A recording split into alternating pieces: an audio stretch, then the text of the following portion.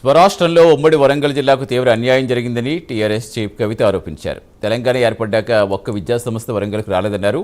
విద్య, వైద్యం, ఉద్యోగ కల్పనలో ఉమ్మడి జిల్లాను ఆగం చేస్తారని విమర్శించారు. ఉమ్మడి వరంగల్ జిల్లాను 6 ముక్కలుగా విభజించడం తప్ప చేసిందేమీ లేదన్నారు. హామీలిచ్చి మర్చిపోయే పార్టీలు ప్రత్యామ్నాయ శక్తిగా తమ పార్టీ వస్తోందని చెప్పారు. వరంగల్లో విస్తృతంగా పర్యటించిన కవిత పార్టీ జెండాలు ఆవిష్కరించారు.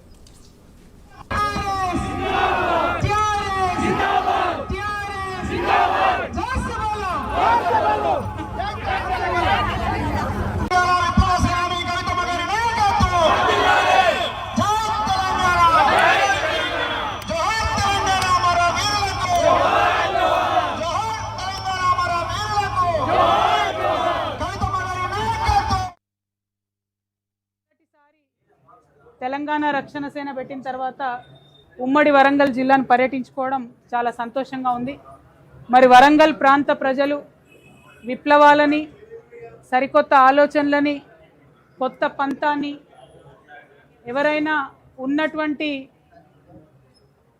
అవినీతిని కానీ అరాచకాన్ని కానీ ప్రశ్నించి సమాజ హితం కోసం పనిచేసే వాళ్ళని ఖచ్చితంగా ఆదరిస్తారనే సంపూర్ణ విశ్వాసం మాకున్నది. ఇప్పుడు ఉన్నటువంటి 3 పార్టీలు, అది బీఆర్ఎస్ కావచ్చు, కాంగ్రెస్ కావచ్చు, బీజేపీ కావచ్చు, అనేక రకాల కార్యక్రమాలు చేసినామని చెప్పినప్పటికీ ఇప్పటికీ వరంగల్లో ఇండ్లు లేని పేదలు అనేకం ఉన్నారు. ఉమ్మడి వరంగల్ జిల్లాలో ఇప్పటికీ కేవలం పెన్షన్ మీద బతుకుతున్నటువంటి పేదలు అనేక మంది ఉన్నారు.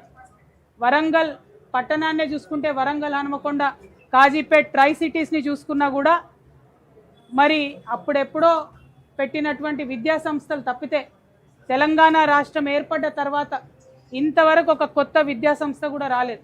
అది ఎన్ఐటి కానీ, ఆర్ఈసి కానీ, కాకతీయ కానీ అంతకుముందు ఎప్పుడో పెట్టినాయి. కానీ తెలంగాణ స్వరాష్ట్రంగా ఏర్పడ్డ తర్వాత సగర్వంగా ఇదిగో మా బిడ్డలకు ఒక విద్యా సంస్థను పెడుతున్నాం, ఇదిగో మా బిడ్డలకు కొత్త యూనివర్సిటీ ఇస్తున్నాం అనేటటువంటి ఆలోచనతో ఏ ఒక్కటి కూడా ఏర్పాటు జరగలేదు.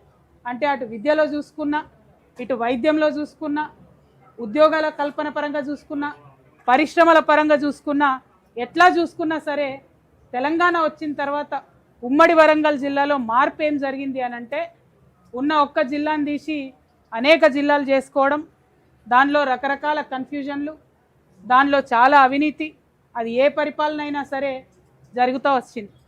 మొదటిసారి